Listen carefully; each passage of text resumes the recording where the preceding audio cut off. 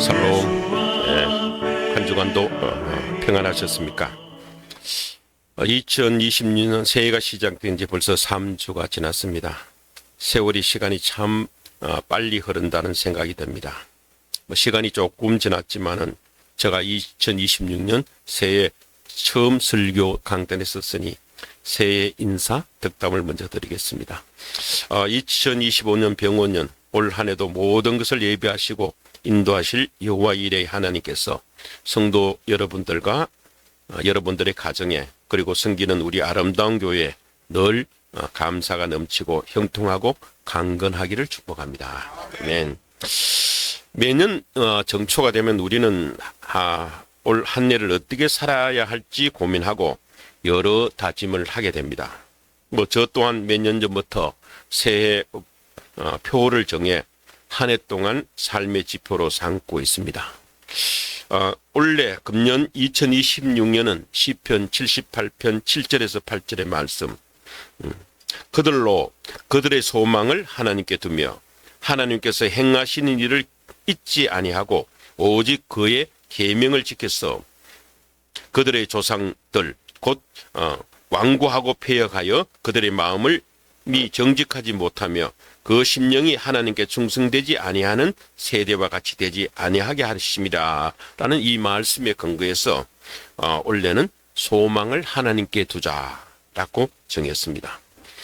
전쟁과 테러가 난무하고 지구온난화로 인한 기후위기, 정치의 부패와 분열, 제약으로 가득 찬 이 세대에 우리가 진정 소망을 둘 곳을 어디에 있겠습니까? 어디에 소망을 두고 살겠습니까? 그래서 저는 올 한 해를 하나님께 소망을 두기로 결단했습니다. 소망을 하나님께 둔다면 우리는 과연 어떤 삶을 살아야 할까요? 우리의 삶에서 실천해야 될 과제는 무엇일까요? 이런저런 생각을 해봤습니다. 이런 생각 끝에 하나님의 마음을 이해하고 하나님의 마음에 합당한 삶을 살아야겠다는 생각이 들었었습니다. 성경에서 하나님의 마음에 합당한 사람을 언급할 때 우리가 다 잘 알다시피 대표적인 인물이 바로 다윗 왕입니다. 사무엘상 13장 14절을 보면 여호와께서 그의 마음에 맞는 사람을 구하여 여호와께서 그를 그의 백성의 지도자를 삼으셨다고 했고, 사도행전 13장 22절에서 다윗을 가리켜 내가 이새의 아들 다윗을 만나니 내 마음에 합한 사람이라 내 뜻을 다 이루리라고 기록하고 있습니다. 하나님께서는 다윗의 정직한 회개와 겸손, 하나님에 대한 전적인 신뢰와 순종, 하나님을 갈망하는 예배자의 삶의 태도를 보시고 그를 합당한 사람으로 여겼습니다. 하나님은 사람처럼 외모를 보시는 분이 아니라 그 중심을 보시는 분이시기 때문이라고 사무엘상 16장 7절에서 말씀하고 있습니다. 성경이 말하는 합당함이라는 것은 도덕적인 완벽함이 아니라 하나님을 향한 올바른 방향성을 의미합니다.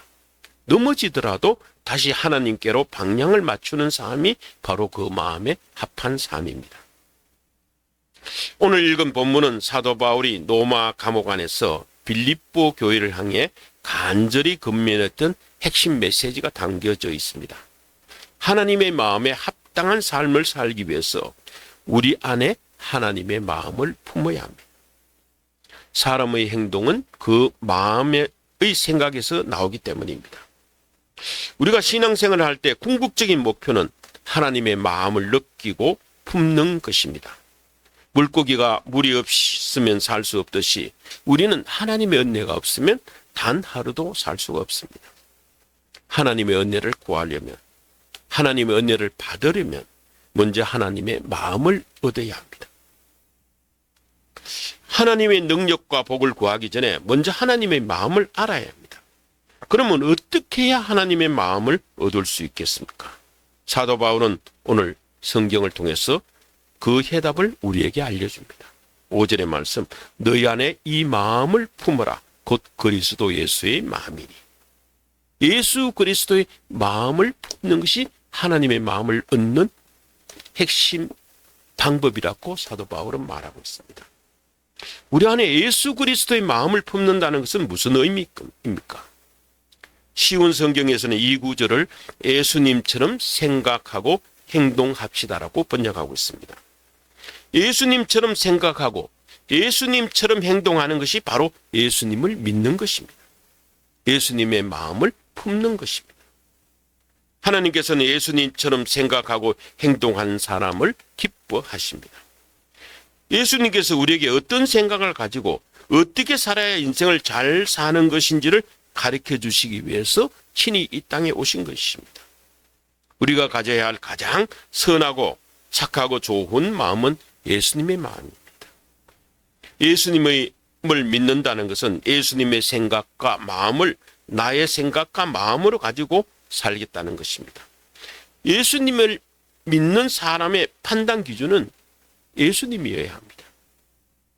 무슨 일이든지 가장 먼저 이 문제에 대해서 예수님은 어떤 생각을 하셨을까 하는 질문을 끊임없이 하는 사람이 바로 예수님을 잘 믿는 사람이고 예수 그리스도의 참된 제자인 것입니다.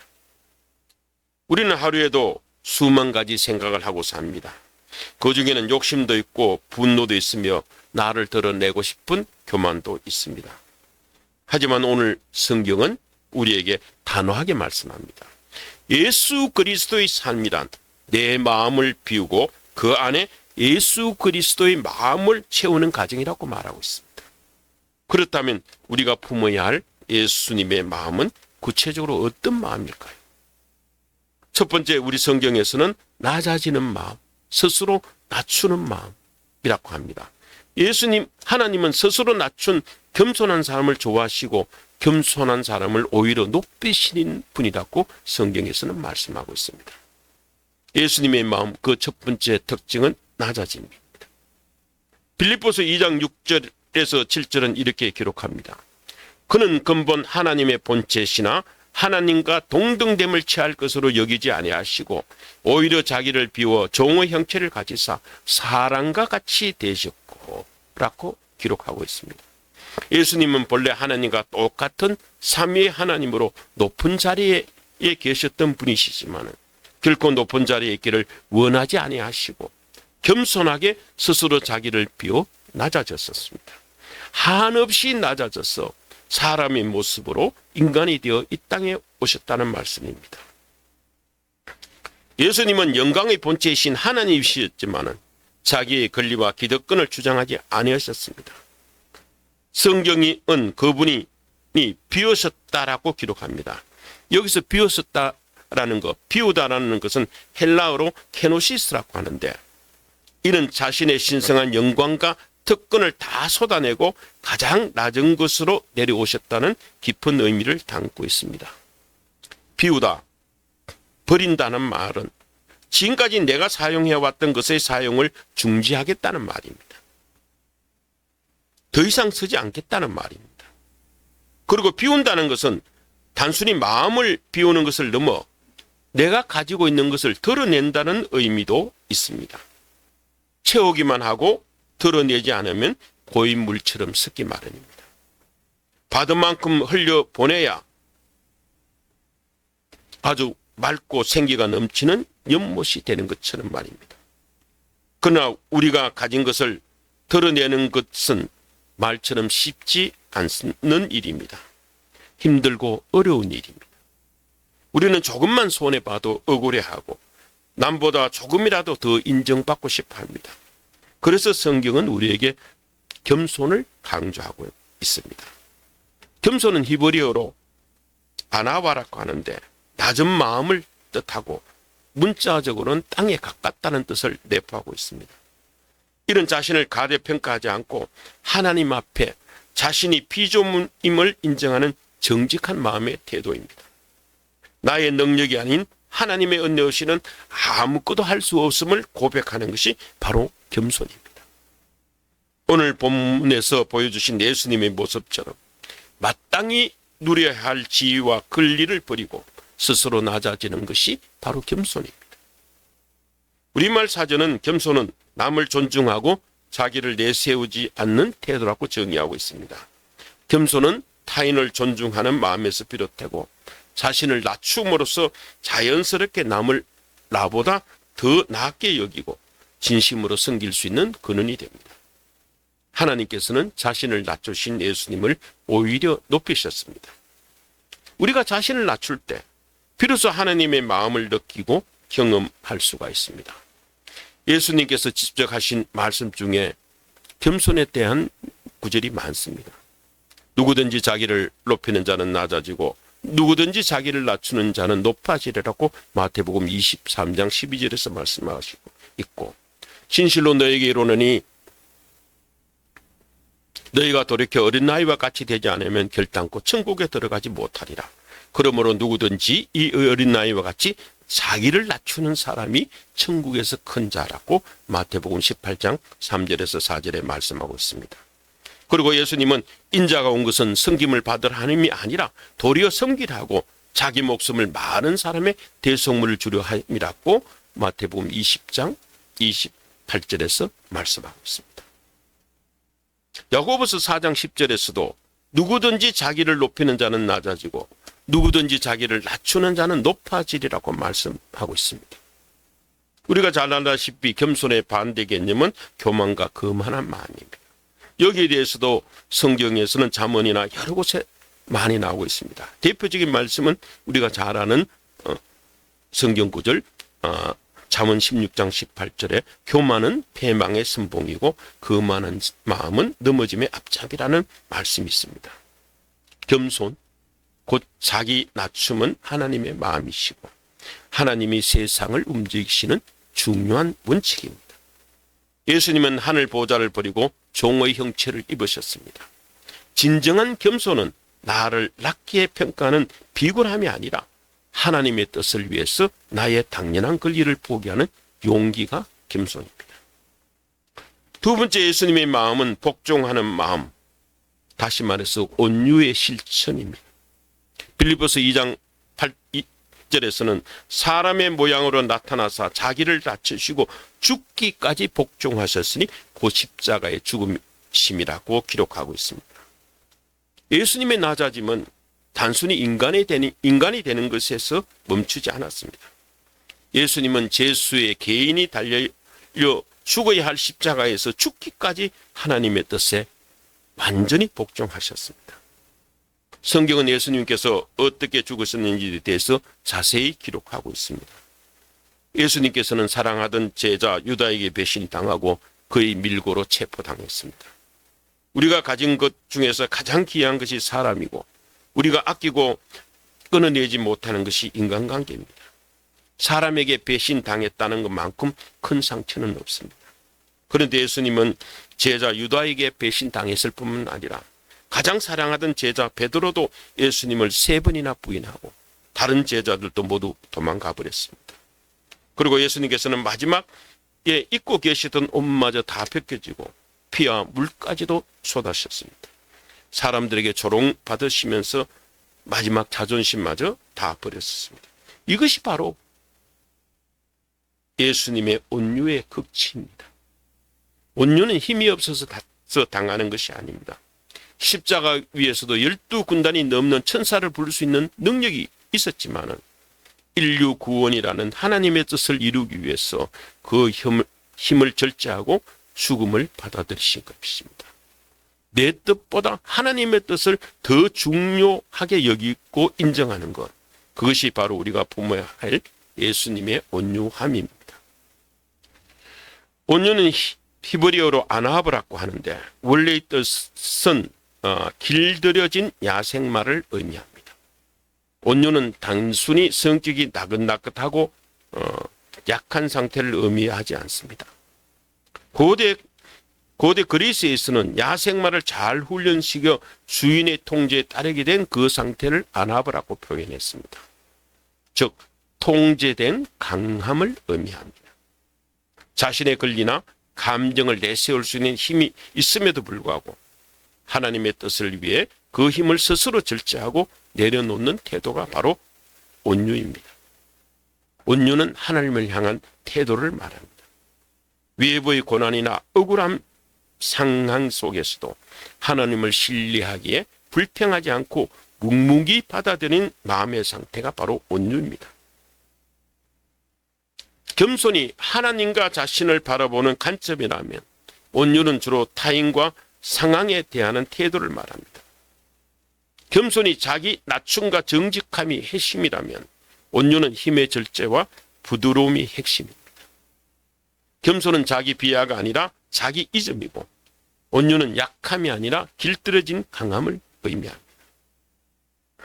예수님은 온유와 겸손의 완벽한 모델이십니다. 마태복음 11장 29절에서 예수님은 자신을 가리켜 나는 마음이 온유하고 겸손하니 나의 명예를 메고 내게 배우라고 하셨습니다. 예수님께서는 온유와 겸손 이 단어를 함께 사용하시며 자신의 성품을 정의하셨습니다. 겸손이 내면적인 뿌리라면 온유는 그 뿌리에서 나오는 삶의 열매라고 볼 수가 있습니다. 저도 예수님의 성품을 담고 싶어서 30년 전 40살, 40살이 되면서 저희 삶의 모토를 온유와 겸손으로 정하고 이를 실천하려고 여러 가지 노력을 했었습니다. 이 온유와 겸손이 평생 저의 삶의 목표고 제가 평생 하고 있는 기도 제목입니다. 30대까지는 많은 일을 하였고 성과물도 꽤 있었고 동료들보다 성진도 빨라 한때는 기고만장하고 교만한 때도 있었습니다. 제가 옳다고 생각한 일을 강하게 주장하기도 하고 이 일을 제대로 하지 못하는 직원들을 무시하고 질책하기도 했었습니다. 저는 이것이 국민의 세금과 성금으로 일하는 우리 직장에서 당연히 가져야 할 태도이고 책무라고 생각했습니다. 그러다 보니 주변 사람들이 저를 어렵게 생각하고 불편해하는 느낌을 받았습니다. 어느 날 성경을 읽다가 골로새서 3장 12절에서 13절의 말씀에서 그러므로 너희는 하나님이 택하사 거룩하고 사랑받는 자처럼 긍휼과 자비와 겸손과 온유와 오래 참음을 옷 입고 누가 누구에게 불만이 있거든 서로 용납하여 피차 용서하되 주께서 너희를 용서한 것처럼 너희도 그리하고 이 모든 것 위에 사랑을 더하라는 이 말씀이 제 가슴에 와닿았습니다. 그리고 에베소를 읽는 도중에 로마 감옥에 갇힌 사도 바울이 사랑하는 에베소 교인들에게 주 안에 갇힌 내가 너희를 권하노니 너희가 부르심을 받은 일에 합당하게 행하여 모든 겸손과 온유로 하고 오래 참음으로 사랑 가운데 서로 용납하라는 그 근면을 발견했습니다. 사도 바울도 예수님이 가졌던 성품인 온유와 겸손을 그리스도인이 가져야 할 성품으로 강조하고 있구나 하는 생각이 들어서 그때부터 저도 온유하고 겸손한 성품을 가져야 되겠다고 결심했습니다.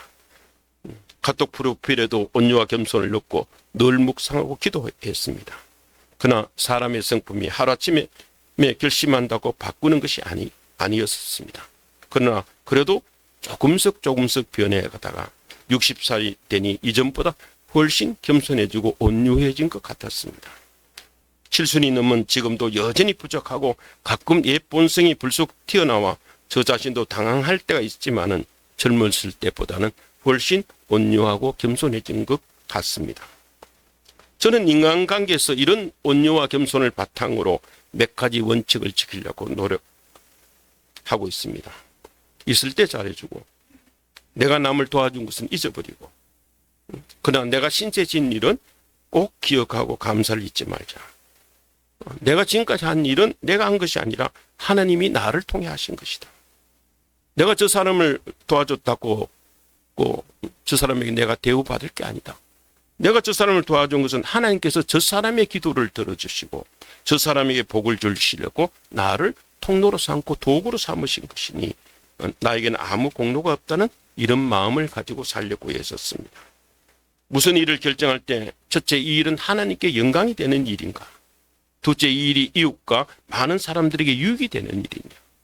그리고 세 번째 이 일이 나에게 기쁨이 되는 일인가? 하는 순서로 결정하려고 애썼습니다. 4년 전 오래 다니던 직장에서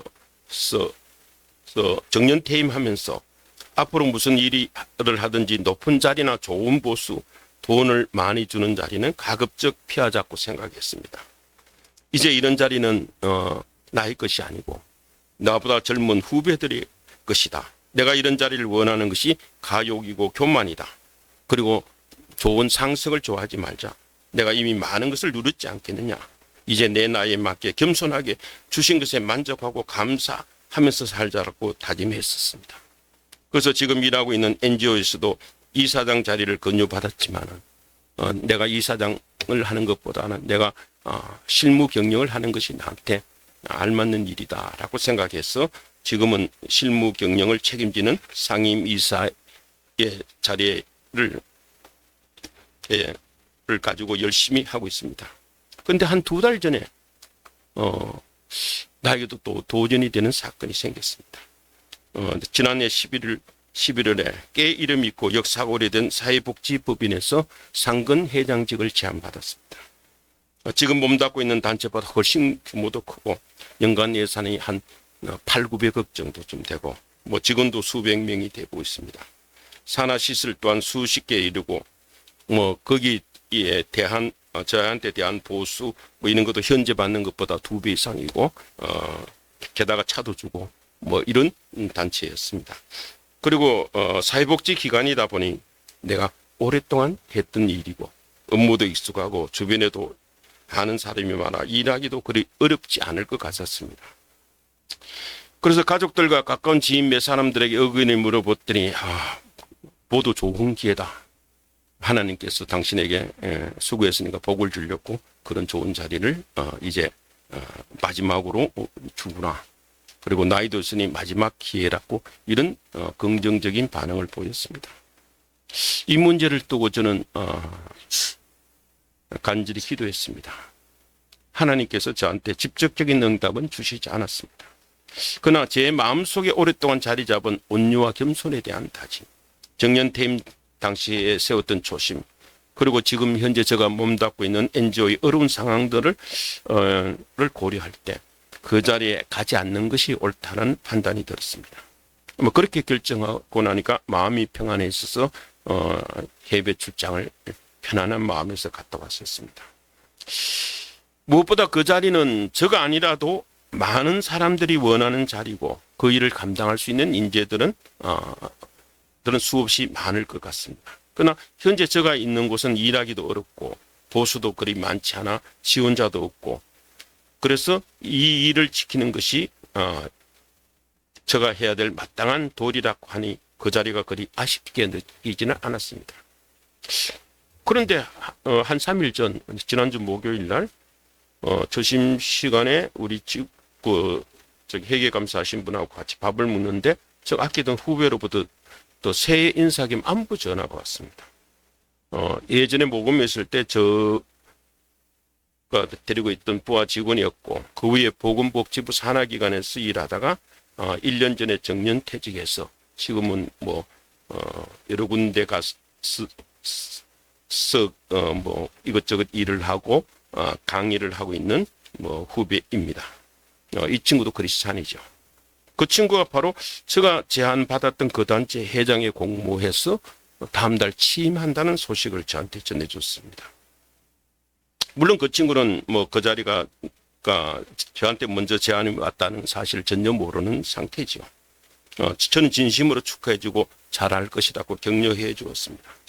그 소식을 들으면서 섭섭한 마음보다 기쁨이 더 컸습니다. 이것이 하나님 뜻이구나. 하나님의 역사는 이렇게 해서 다음 세대로 흘러가는구나 하는 생각이 들었습니다. 성경은 온유하고 겸손한 자에게 하나님께서 복을 주신다고 약속했었습니다. 이는 겸손과 온유의 성품을 가진 자들에게 주는 영적인 축복입니다. 마태복음 5장 5절에서는 예수님께서 산상수훈을 통해서 온유한 자는 복이 있나니 그들이 땅을 기업으로 받을 것임이라고 약속했습니다. 잠언 22장 4절에서도 겸손과 여호와를 경외함의 보상은 재물과 영광과 생명이라고 말씀하고 있습니다. 야고보서 4장 6절에서도 하나님이 교만한 자를 물리치시고 겸손한 자에게는 은혜를 주신다라고 기억하고 있습니다. 이처럼 우리가 스스로를 비우고 낮아질 때 그 다음은 하나님께서 일하십니다. 세상은 스스로를 높여야 성공한다고 말하지만 성경의 원리는 다릅니다. 성경은 스스로를 낮출 때 하나님이 높이신다라고 가르칩니다. 예수님께서 철저히 낮아졌을 때 하나님은 그를 만유의 주제로 높이셨습니다. 예수님이 죽기까지 자신을 낮추었더니 하나님이 그를 지극히 높여 모든 이름 위에 뛰어난 이름을 주셨다라고 9절에서 말씀하고 있습니다. 하나님이 높여주셔야 그 높임이 진정 영예로운 것입니다. 사람의 칭찬과 인기는 거품과 같습니다. 사람에게 박수 갈채를 받고 칭찬을 받는다 해도 그것이 어느 날 손가락질과 비난으로 돌아올 때가 있습니다. 사람들에게 높여졌다가 배신을 당하고 감옥에 가고 비참한 종말을 맞는 이들을 우리는 수없이 많이 보아왔습니다. 그러나 하나님께서 높여주시는 것은 영원하는 것이고 이거야말로 완전한 것입니다. 그러므로 진정 높아지기 위해서는 기꺼이 낮아져야 합니다. 죽기까지 자신을 낮춘 예수님을 본받아 더욱 낮아지고 또 낮아질 때 하나님께서 우리를 높여주실 것입니다. 예수님께서 스스로를 낮추신 결과 빌립보서 2장 10절에서는 하늘에 있는 자들과 땅에 있는 자들과 땅 아래에 있는 자들로 모든 무릎을 예수의 이름에 꿇게 하셨다고 말하고 있습니다. 하나님의 능력은 우리가 비운 만큼 채워주십니다. 내가 하나를 비우면 하나님의 능력이 하나만큼 채워지고 내가 열을 비우면 하나님의 능력이 열만큼 채워주십니다. 하나님의 능력을 채우려면 먼저 우리가 가진 것을 버려야 합니다. 예수님께서도 모든 것을 비워냈더니 하나님께서 그에게 능력을 주셨습니다. 모든 사람이 그 발 아래 무릎을 꿇게 하셨습니다. 그 결과가 어떻게 됐습니까? 11절을 보면 모든 입으로 예수 그리스도를 주라 시인하여 하나님 아버지께 영광을 돌리게 하셨다라고 합니다. 예수님께서 가장 낮은 자로 낮아졌었는데 모든 사람들이 그 앞에 무릎을 꿇는 높은 자가 되었고 자기를 비워 종이 되셨는데 모든 이들의 주가 되셨습니다. 여기에 하나님이 하시는 일에 신비함이 있습니다. 그래서 사람들은 하나님이 하시는 이와 같은 신비한 일을 보고 하나님께 영광을 돌리게 되었다고 합니다. 우리가 공동체 안에서 그리고 가정 안에서 겸손과 온유로 자신을 낮출 때 하나님은 비로소 우리를 통해 당신의 영광을 드러내시고 우리를 진정으로 가치 있게 만드십니다. 사랑하는 아름다운 교회 성도 여러분, 설교를 마치면서 여러분들에게 질문을 던집니다. 지금 여러분들의 마음속에는 무엇이 가득합니까? 혹시 나를 증명하려는 고집과 남을 이기려는 교만이 있지는 않습니까? 사도 바울은 오늘 말씀을 통해서 우리에게 도전합니다. 너희 안에 예수 그리스도의 마음을 품으라고 말합니다. 그렇다면 먼저 나를 비워내고 손해보는 것을 감수하는 겸손을 품으십시오. 그리고 또 하나님의 말씀이라면 내 감정을 꺾고 복종하는 온유를 품으십시오. 그리하면 우리의 가정과 사회 그리고 교회에서 다툼이 사라지고 하나님의 참된 평강이 임할 것입니다. 우리가 예수님처럼 낮아질 때 하나님께서 우리를 가장 귀한 자리에 세워주실 것을 믿습니다. 이번 한 주간 삶의 모든 순간마다 예수님께서는 어떻게 하셨을까를 묵상하며 예수님의 성품을 닮아가는 저와 여러분이 되기를 간절히 축원합니다. 아멘. 함께 기도하겠습니다. 사랑과 자비가 풍성하신 하나님 아버지, 오늘 저희를 불러주시고 복된 말씀의 자리로 인도하시니 감사합니다. 이 시간 우리에게 예수 그리스도의 마음을 허락하여 주시옵소서. 세상은 높아지라고 말하고 강해지라고 말하지만 주님은 우리에게 더 낮아지고 온유하라고 말씀하셨습니다. 우리의 굳어버린 마음을 성령의 담비로 적셔주셔서 하나님의 말씀 앞에 온유하게 반응하게 하시고 주님 앞에 우리 자신을 정직하게 내려놓는 겸손의 시간이 되게 하여 주시옵소서. 은혜로우신 하나님, 우리는 참으로 연약하여 조금만 인정받아도 교만해지고 작은 손해도 분노하며 혈기를 불 때가 많았음을 고백합니다. 이 시간 우리의 교만과 혈기를 십자가 앞에 내려놓사니 우리를 불쌍히 여겨 주시옵소서. 이제 우리 안에 예수 그리스도의 마음을 품기를 원합니다. 내 생각보다 하나님의 뜻이 먼저임을 인정하는 온유함을 주시옵소서. 나보다 남을 낮게 여기고 진심으로 섬기는 겸손함을 주시옵소서. 우리를 통해 예수님의 향기가 나타나게 하시고 내가 죽고 예수가 사는 삶을 살게 하여 주시옵소서. 우리를 높이실 하나님만을 신뢰하며 우리 주 예수 그리스도의 이름으로 기도드려옵나이다. 아멘.